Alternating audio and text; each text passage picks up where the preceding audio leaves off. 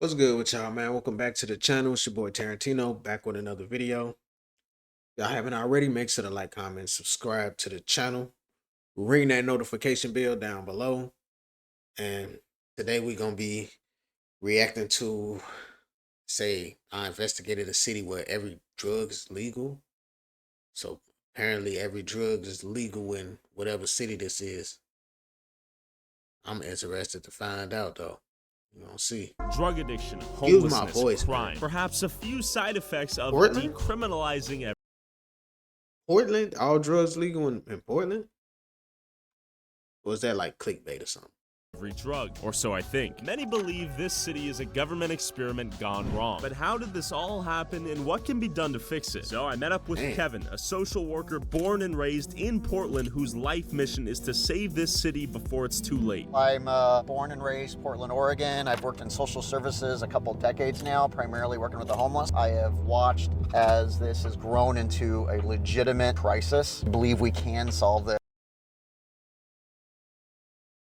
Oh, my camera just died. I don't know what that just was. With just applying a little bit of common sense, a little effort, and a lot of passion. Those are two fentanyl users right there. We're already in kind of the heart of it. In this 1 block radius, there's at least 50 camps. You're gonna see a lot of overdoses out here. I carry Narcan, which is an opioid blocker. Because You don't hear too much about Portland though. That's crazy though.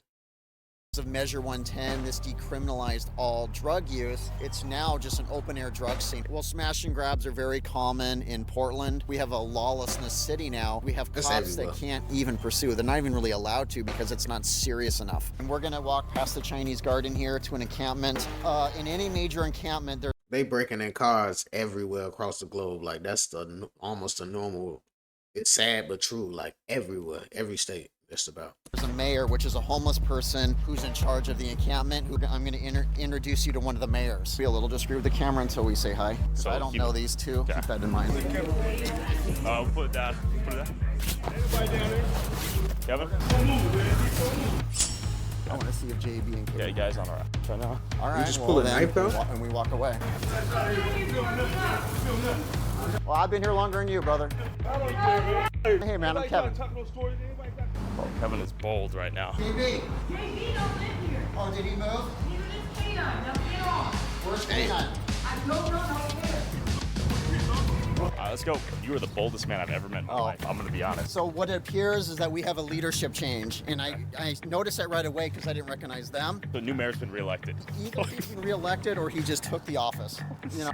What was the likelihood of him using physical violence to beat her ass? Yeah, I'd say there was a high likelihood. Yeah. He did have his knife out, and luckily we got away. Yeah, I've been here multiple times the last couple years, and I've built a really strong rapport with these people. And I've only been gone here for a week. I know of a homeless camp that's about 1.5 miles from here, and a guy has shotguns in the trees where if you step the wrong place, it's going to shoot you.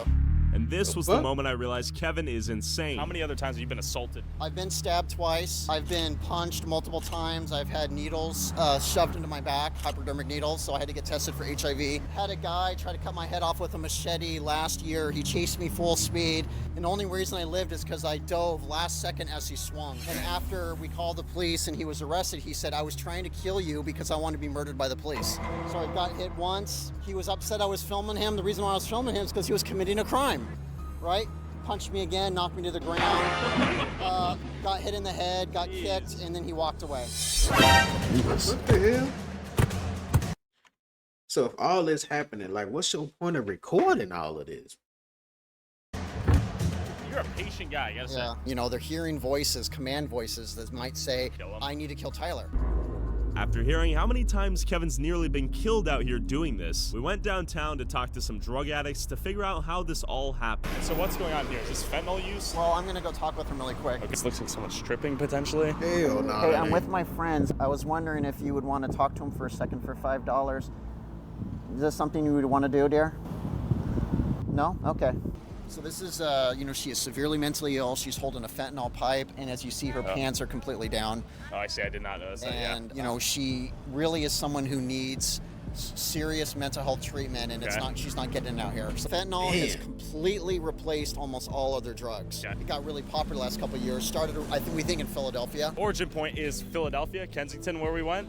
That's what we believe. Trink and Fetty really started there. We just because he used needles. So what's going on here? He seems to be symptomatic, so I'll go say hi to him and see if I can offer him a cigarette. Right? These two people as well seem to be tripping, doing fentanyl or what? Yeah, and right in front of a bar and grill. Yeah, this shit A sad. lot of businesses around here are closed down because of the crime, because of the drug use. This is my friend Tyler. How you doing? I see you're holding a fentanyl straw. Do you want to share with me when you started using fentanyl? Almost everybody on the streets now are using fentanyl. Are they really? Yeah. How long you been out here? A while. I don't remember the exact date for how long. Okay. Well, let me ask you, is anybody out here helping you get off the streets? Nope. Take care of yourself, man. How you doing, sir?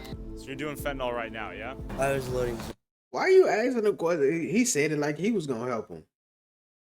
Like he was gonna help him get off the streets or something. What was the whole point of that? Speed. Do you do any other drugs besides speed? Yeah, I mean, I do drugs occasionally. Okay. What are we talking here? Fentanyl? I do mushrooms, LSD. I like MDMA, MDA, 2CB, 2CZ7, 2CI, 2CE. It's a lot of drugs, yeah. People out here approaching you and offering help, like outreach workers. So you feel like no one's really giving you help out here? When you're homeless, dude, you have to have a house to get a job. Sure. You can't do it the other way around. Be able to shower before work. Yeah, my bad job. My camera had that, but we gonna keep it rolling. He's breathing unnaturally. You okay, brother? You Hey, okay? Stewie, you good? You okay, bro? Okay. Yeah, he He's falling asleep? deep breathes. Okay. And seriously, Yeah. these cold nights that we've had, Yeah. if people weren't high out here, they'd die from freezing. Well, thank you for your time, Johnny. Appreciate it. The situation for these homeless seemed brutal, but how did Portland get to this point? As we walked around the corner, I saw another guy injecting a needle into his arm. My name's Tyler, Jay. Good to meet you. Jay, what are you shooting up here? Xylazine? It's No. crazy. I know this happened pretty much everywhere though, but I ain't never heard nothing about Portland. I don't even hear people even talk about Portland, other than the basketball team. Good old fashioned white boy meth. Got it. How long you been out here? How long you been homeless in Portland? I've been homeless since 96. So 1996. Jay, how Man. dangerous is it out here on these streets? It's gotten a lot worse. Just in the last year, I've seen 3 different shootings where somebody's been shot and killed. Hey, brother. How you guys I doing? don't know if my volume good. My volume good. You think it's housing? 17,000 ghost houses in this city. And most are telling us that no one's out here really approaching you all. Stealing everybody's stuff. You have people steal from you? Oh, yeah. Yeah? Those guys are the Rapid biggest thieves response, around. they are the worst. Rapid response goes into people's camps, gives them 72 hours to get out. And if they're not out in that 72 hours, they take everything they own and they gotta start over again. There shouldn't be anybody homeless right now. Yeah. $3.2 billion. If I had that money, I'd distribute. bought all those houses and gave it every person that needed a home. Once you give them the home, what happens next with the drug price? That's up to them. It's going to take at least 5 years for them to get adjusted. Okay, so what if they don't pay their bills and they fall further into addiction and use the homes or destroy it? That's the risk with dealing with humans. I'm an addict. Yeah. I've been out here 48 years homeless off and on. While the homeless here clearly felt left behind by the city, what led to so many of them ending up on the streets in the first place? Have a great day. Thank you for sharing. Yeah, hey, brother. Does your family know you're here? No? Okay. How old are you? You're 22? Okay. Yeah. You can recover from this. You know this, right? You know how to get into a shelter? Try to go into a shelter tonight and see how it works. Will you?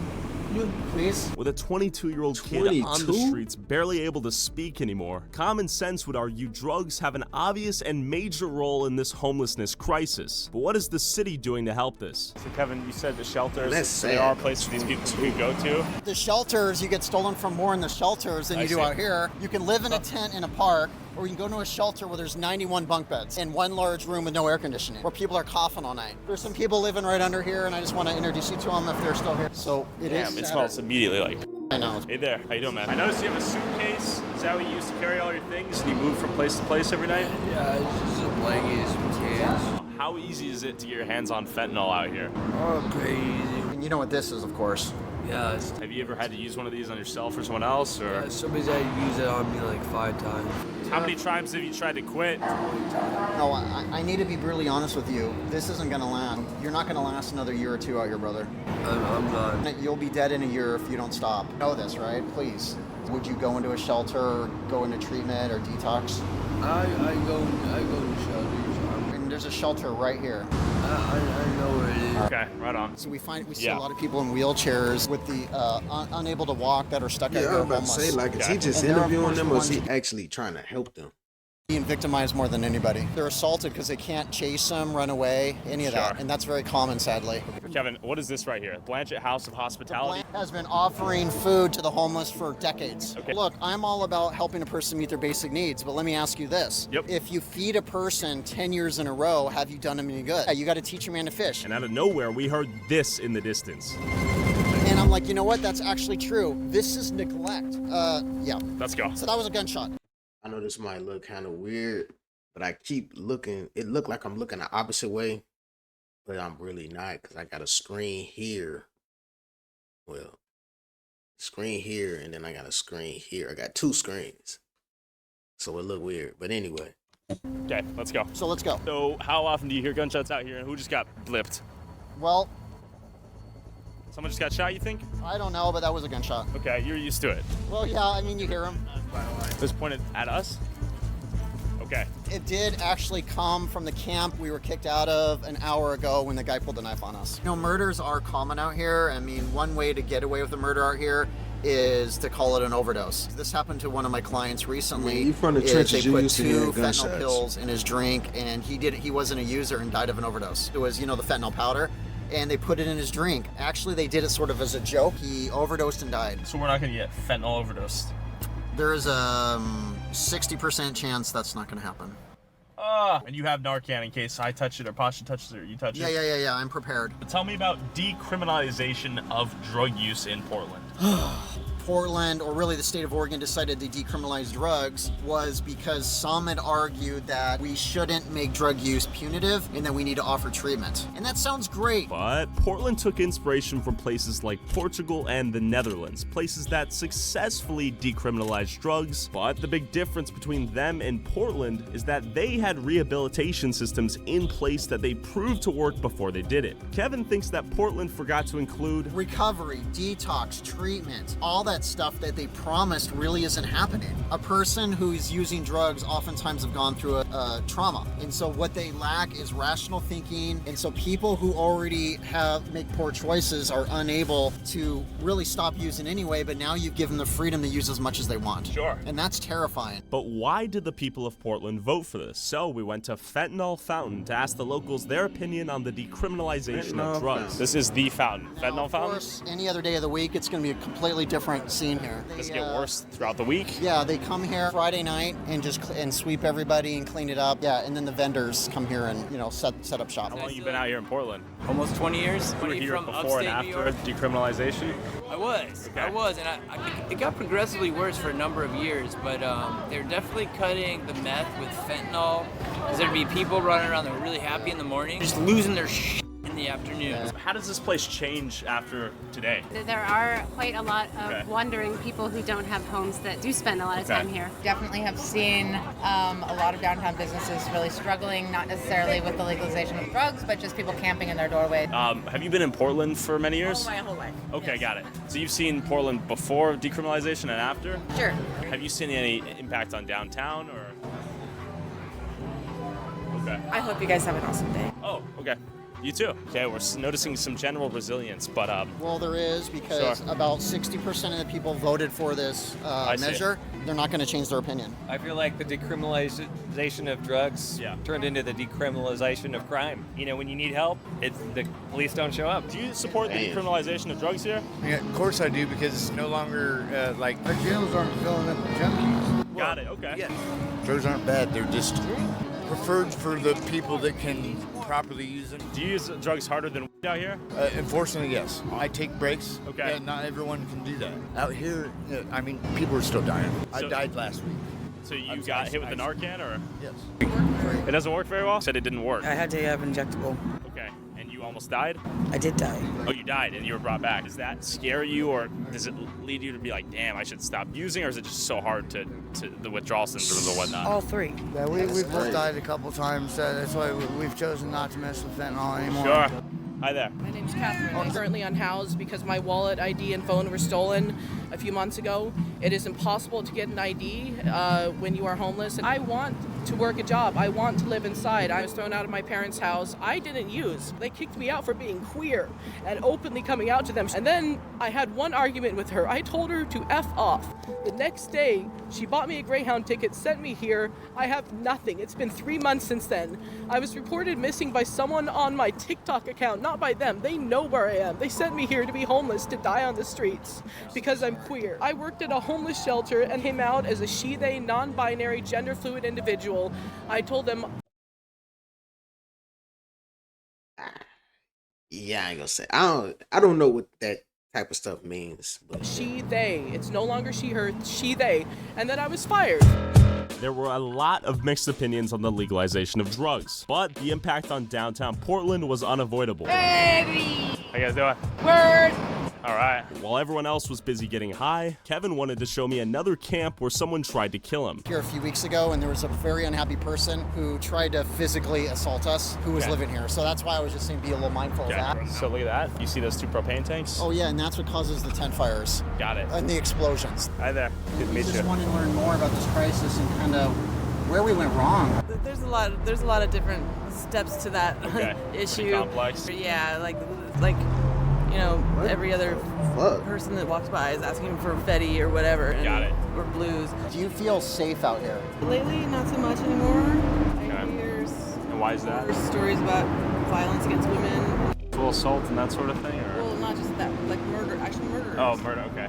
If we were to go out to where we went earlier today, at night, what would we hear, what would we see? You're gonna hear screams, usually sexually assaulted.